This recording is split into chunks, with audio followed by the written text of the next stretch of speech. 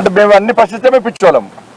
మరి తాగుబోతు చేతిలో రాజ్యం ఉంది కదా, తాగుబోతు చేతిలో రాజ్యం ఉంది వాళ్ళ తెలంగాణ రాష్ట్రంలో. తాగించడని విధాంతో ముందు పోతున్నటువంటి కుటుంబం చేతిలో రాజ్యం ఉంది వాళ్ళ. అయ్యా తాగి రాజ్యం వెళ్తాడు, బిడ్డ తాగించాలని రాజ్యం వెళ్ళాలని వస్తుంది, తాగించు అని దంద చేస్తుంది.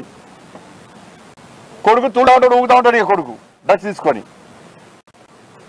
మీరు మంచోళ్ళు, మీ కుటుంబం మంచిది, మీ కుటుంబం కోసం తెలంగాణ ప్రజలు నాశనం కావాలి. మీ కుటుంబం మాత్రం వేల కోట్ల రూపాయలు సంపాదించుకోవాలి, విదేశాల్లో పెట్టుబడి పెట్టాలి, దొంగతందలు లంగతందాలు చేయాలి. తెలంగాణ ప్రజల మాత్రం బర్బాద్ కావాలి. అభివృద్ధి చక్ర అభివృద్ధి మీద అభివృద్ధిలో చర్చకురా. ఏం అభివృద్ధి చేసావు తెలంగాణ రాష్ట్రాన్ని? ఎన్ని సంక్షేమాలు ఇచ్చిన హామీలు నెరవేర్చినావు? దాని మీద చర్చకురా. ఎండవడి చేస్తున్నావు. నీ పార్టీలోనే తెలంగాణ పేరు చేసినావు.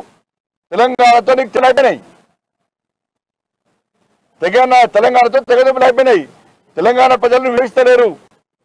నీ కుట్రలు గమనించారు, నీ కుటుంబ పాలన అవినీతి పాలన గమనించారు. ఏం చేయలేను.